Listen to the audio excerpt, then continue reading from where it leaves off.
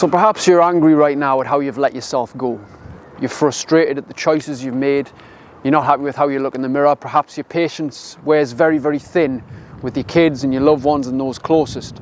Maybe your food choices aren't very good right now and you're very overreactive rather than responsive.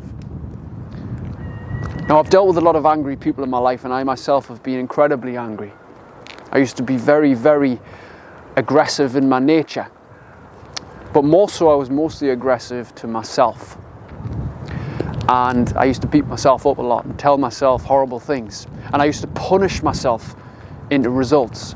So when it came to the gym or when it came to eating right, I would restrict my diet, I would kill myself in the gym, I would hide away from things, I would tell myself bad things, I would do things to my body that weren't particularly constructive to the way I wanted to go. Now, anger itself, they say, is the frightened self.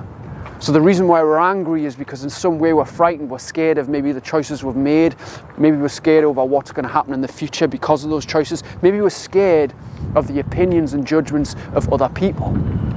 And whilst punishing yourself to a result may work short term and it may produce some kind of result, it's not sustainable because you're not going to enjoy that process, are you? So in order to change that, you have to be a little bit more kind to yourself. Now, it's easy to beat yourself up for what you haven't done rather than give yourself credit for what you have. Now, maybe you need to start giving yourself credit for the fact that you've reached that point where you need to change, where you need to decide and make different choices in your life. And there's only so far you can go with punishment, right? Now, discipline is not punishment. Pushing yourself through a hard workout, giving yourself better quality food, allowing yourself to relax and chill out more and have more you time, maybe get some meditation in there, something like that, that's not punishment. And when you do things like that, you'll get opinions from other people. You puff, you're boring if you want to stay, and you've changed, all the rest, right? And that's not very nice things to hear when you're trying to look after yourself. But here's the thing, you've got to consider what is more useful to your life right now. And if you are angry, venting that anger in terms of snapping at people, using your fists or your hands to hit things, kick people, hurt things around you, is not useful. Let me just tell you a quick story. I've got a tattoo on my arm of the initials of my friend who was my training partner. Years back, we used to train together at Jarrow Gym. If anyone remembers Jarrow Gym downstairs in the basement, it's probably still there. And we used to train together 3 times a week, every week. And he was on a night out, having a few drinks with some friends, and he was messing about outside the takeaway.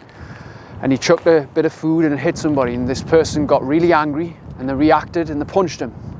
And as they punched him, he hit his head on the ground, his skull cracked, and he died from his injuries. From one punch and one slight misunderstanding because a guy got angry. And I always remember that when I get really angry or when I see aggression or violence, is that we don't know what could happen if we don't do something constructive with this inner aggression. And every man has this violent aggression inside of him, but it's what he chooses to do with it that matters. And you can make a more positive choice, a more positive impact on those around you when you choose to do the things that you probably know you should be doing but you're avoiding. Here's the thing, when is enough enough? You've got to get to that point, my friend, where you say, listen, it's time I made a fucking change. It's time I made a change for the better. It's time I changed me. You got to look inside to solve the problem, not wait for something external to happen or someone to act a certain way. You've got to take responsibility. They say take the bull by the horns, you be the fucking bull. Let's go.